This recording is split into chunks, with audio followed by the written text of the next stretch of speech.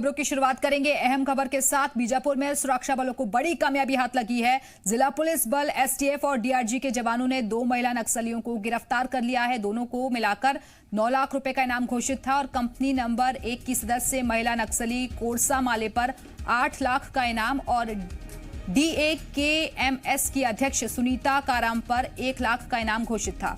दोनों महिला नक्सलियों ने कई घटनाओं को अंजाम दिया है और 8 लाख की इनामी नक्सली की गंगालूर थाना क्षेत्र से गिरफ्तारी हुई है और 1 लाख की इनामी नक्सली की पामेड़ थाना क्षेत्र के धर्माराम गांव से गिरफ्तारी हुई। तो 2 इनामी महिला नक्सली गिरफ्तार कर ली गई हैं। 8 लाख की इनामी कोरसा माले कंपनी नंबर 1 की हैं सदस्य और 1 लाख की इनामी नक्सली सुनीता कारम की को भी गिरफ्तार कर लिया गया है। दोनों महिला नक्सलियों ने कई घटनाओं को अब तक अंजाम दिया है, तो एक बड़ी कामयाबी के तौर पर इसे देखा जा रहा है। इन दोनों पर कई मामले पहले से ही दर्ज थे। आगे बढ़ते हैं। दंतेवाड़ा में सुरक्षा बलों को सफलता हाथ लगी है और लोन बराटू अभियान के तहत 4 इनामी सहित 8 नक्सलियों ने सरेंडर किया है। इनके ऊपर हत्या, लूटपाट और आगजनी जैसे कई मामले दर्ज हैं। एसपी और डीआईजी के सामने इन्होंने आज अपने हथियार डाल दिए और लोन बराटू अभियान के तहत अब तक 70 इनामी समेत 248 नक्सली सरेंडर कर चुके हैं।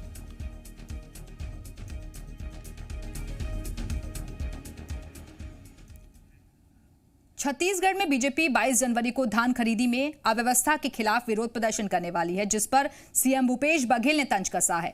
उन्होंने कहा कि बीजेपी प्रदेश प्रभारी डी पुरंदेश्वरी हंटर मार रही हैं और इसलिए बीजेपी नेता आंदोलन करने को मजबूर हैं। सीएम ने कहा कि छत्तीसगढ़ के 10 लाख बीजेपी कार्यकर्ता हैं और बताएं कितने लोग राजीव गांधी किसान न्याय योजना का फायदा नहीं लेना चाहते और समर्थन मूल्य पर धान नहीं बेचना चाहते। सीएम ने दावा किया कि उन्होंने खुद धान खरीदी केंद्रों का जायजा लिया है और वहां व्यवस्थाएं बिल्कुल ठीक है। सवाल इस बात का है कितने किसानों का धान बिका है और किसके नहीं बिका है। क्या भारतीय जनता पार्टी के लोग जो राजीव गांधी किसान न्याय योजना का पैसा उनको नहीं चाहिए? और जो नहीं चाहिए तो बताए कौन कौन जिसको नहीं चाहिए। भारतीय जनता पार्टी के तो 10 लाख यहाँ कार्यकर्ता है और तो 10 लाख में से कितने कार्यकर्ता हैं जो राजीव गांधी किसान न्याय योजना का लाभ नहीं लेना चाहते। केंद्र सरकार समर्थन मूल्य में खरीदी नहीं कर रही, राज्य सरकार खरीदी कर रही है। तो कौन ऐसे कितने लोग हैं जो समर्थन मूल्य में धान अपना नहीं बेचना चाहते थे। जिले वहीं बीजेपी प्रदेश प्रभारी डी पुरंदेश्वरी के हंटर मारने वाले बयान पर सीएम भूपेश बघेल के तंज का पूर्व मंत्री बृजमोहन अग्रवाल ने जवाब दिया है। बृजमोहन अग्रवाल ने कहा कि प्रदेश प्रभारी की सक्रियता से कांग्रेस परेशान है और वहीं सीएम के रमन सिंह पर लगातार सवाल उठाने पर बृजमोहन अग्रवाल ने कहा कि अनुभव और नौसिखियापन में अंतर इसी को कहते हैं। रमन सिंह के पास अनुभव है और भूपेश बघेल के पास नौसिखियापन।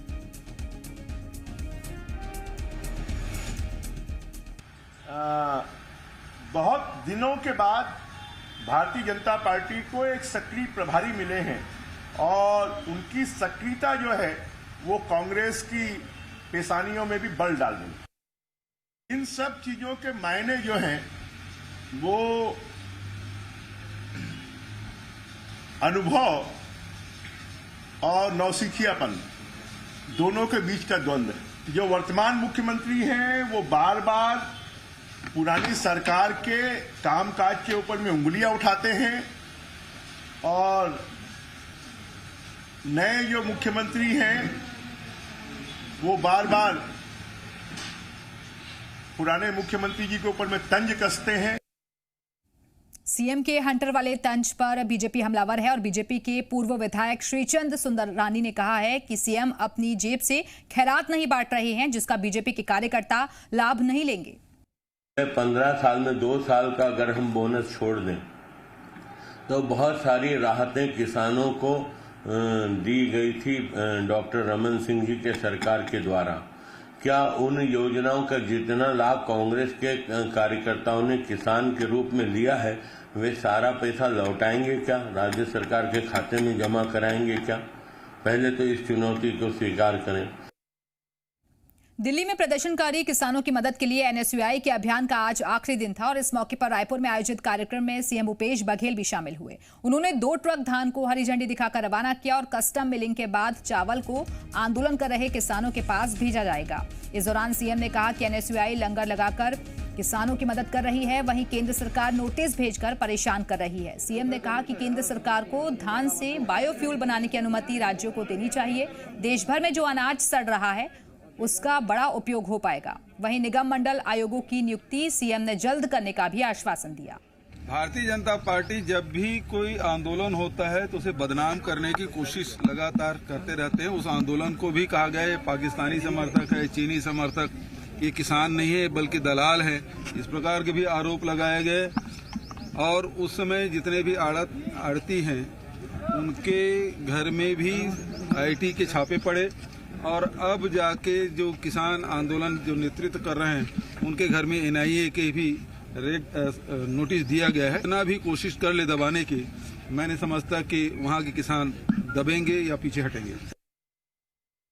योजना को लगभग 1.25 साल हो गया मुझे लगातार प्रधानमंत्री जी को, केंद्रीय मंत्रियों को पत्र लिखते, और अब जाके यदि इथेनॉल के अनुमति मिलती है, अभी तक पूरी मिल नहीं पाई है, चावल से मिला है लेकिन धान से राज्यों को एथेनॉल बनाने की अनुमति अभी तक नहीं मिली है।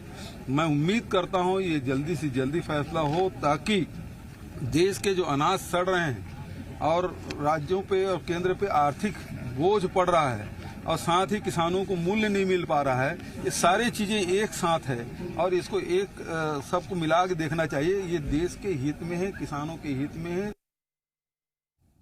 छत्तीसगढ़ के सीएम भूपेश बघेल असम दौरे पर हैं और गुवाहाटी एयरपोर्ट पहुंचने के बाद सीएम सीधे मां कामाख्या मंदिर दर्शन करने के लिए पहुंचे। पूजा अर्चना करने के बाद मीडिया से बातचीत करते हुए सीएम बघेल ने बताया कि वो असम में विधानसभा चुनाव को लेकर कांग्रेस नेताओं से मुलाकात करेंगे, कांग्रेस के कार्यक्रमों में भी शामिल हैं। अभी एआईसीसी के द्वारा मेरी ड्यूटी लगाई गई है, उस संदर्भ में आया हूँ। मुकुल वासनिक जी और जितेंद्र जी सब साथ में रहेंगे। पीसीसी के द्वारा जो कार्यक्रम बनाया गया उसमें शामिल होंगे। छत्तीसगढ़ में कोरोना वैक्सीनेशन को लेकर लोगों की मिलीजुली प्रतिक्रिया दिख रही है और वैक्सीनेशन अभियान में छत्तीसगढ़ अन्य राज्यों की तुलना में पिछड़ता नजर आ रहा है। स्वास्थ्य मंत्री टीएस सिंहदेव के मुताबिक वैक्सीनेशन के पहले दिन प्रदेश में 61% लोगों का ही वैक्सीनेशन हो सका है। चौंकाने वाली बात यह है कि पिछड़े और सुदूर इलाकों के लोग वैक्सीनेशन को लेकर जागरूक हैं, जबकि बड़े शहरों में वैक्सीनेशन का परसेंटेज कम है। प्रदेश के सुकमा में सबसे ज्यादा 87%, वहीं रायपुर में सबसे कम 63% वैक्सीनेशन दर्ज किया गया है। टीकाकरण के पहले दिन प्रदेश के करीब 5,500 लोगों को टीका लगाया गया और जिनमें से 199 पर हल्के फुल्के इफेक्ट्स भी देखे गए हैं, लेकिन उनकी हालत भी स्थिर है। वहीं वैक्सीनेशन में पिछड़ने को लेकर सिंहदेव ने कहा कि पढ़े लिखे लोगों में ही भ्रम और संकोच फैलता है। जागरूक क्षेत्रों में जानकारियां ज्यादा होने के साथ भ्रम आता है। कल 61.2% हुआ था। सर्वाधिक प्रतिशत कहाँ हुआ? सुकमा। 87% लक्ष्य वहां पर पूरा हुआ, तो वहां लोग हिचक नहीं रहे हैं आने में। जिनको हम ज्यादा जागरूक क्षेत्र कहते हैं उनके पास जानकारियां भी ज्यादा आती हैं और भ्रमित होने की भी संभावना ऐसे ही जगहों पे और ज्यादा हो जाती है।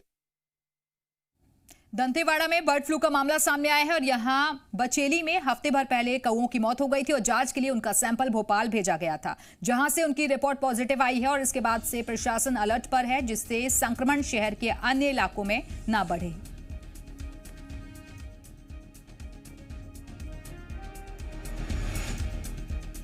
रायगढ़ में एटीएम बूथ लूटने की कोशिश करने वालों का सीसीटीवी फुटेज सामने आया है, जिसके आधार पर पुलिस आरोपियों की तलाश कर रही है। आपको बता दें कि 13 जनवरी को कलेक्टर बंगले के सामने एसबीआई के एटीएम बूथ में लूट की कोशिश हुई थी, लेकिन अभी तक आरोपी गिरफ्तार नहीं किए जा सकते हैं, जिनकी अब सीसीटीवी फुटेज के आधार पर तलाश होगी।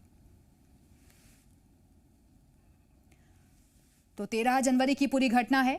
एटीएम बूथ को लूटने की कोशिश इन आरोपियों की तरफ से की गई थी, जो कि अभी तक मौके से फरार हैं, लेकिन ये सीसीटीवी फुटेज सामने आ चुका है और इसी के आधार पर अब पुलिस आरोपियों तक पहुंचेगी।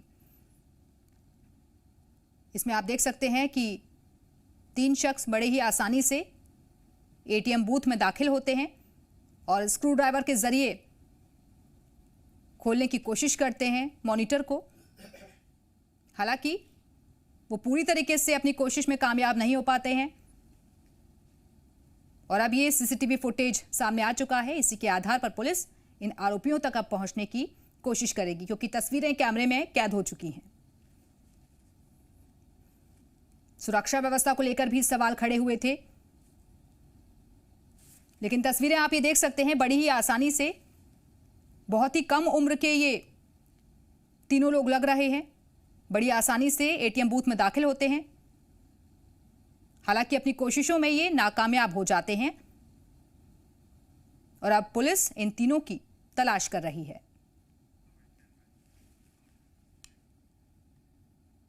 कांकेर जिले के पंखाजूर में पुलिस ने 15 साल की नाबालिग के साथ दुष्कर्म के मामले में आरोपी रितेश विश्वास को गिरफ्तार कर जेल भेज दिया है। आरोपी की उम्र महज 19 साल बताई जा रही है। पीड़िता की मां ने आरोपी के खिलाफ रिपोर्ट दर्ज करवाई थी, जिस पर पुलिस ने पॉक्सो एक्ट के तहत कार्रवाई की है। गरियाबंद में पुलिस ने तेंदुए की खाल के साथ 2 आरोपियों को गिरफ्तार किया है और आरोपी खाल को बेचने की फिराक में थे। इसी दौरान देवभोग पुलिस ने इन्हें धर दबोचा। जब्त खाल की कीमत लाखों रुपए में बताई जा रही है। दोनों आरोपी ओडिशा के रहने वाले हैं। बिलासपुर में शराब की अवैध बिक्री को लेकर पुलिस कर्मियों पर गाज गिरी है और डीजीपी डीएम अवस्थी ने पचपेड़ी थाना प्रभारी को तत्काल प्रभाव से निलंबित कर दिया है। शराब की अवैध बिक्री और परिवहन पर लगाम नहीं लग पाने की वजह से टीआई सुनील तिर्की को निलंबित किया गया है। निलंबन के दौरान वो रक्षित केंद्र से जुड़ेंगे और डीजीपी ने पहले ही कहा था कि अगर शराब का अवैध परिवहन और बिक्री पर लगाम नहीं लग पाई तो थाना प्रभारी के खिलाफ निलंबन की कार्रवाई की जाएगी।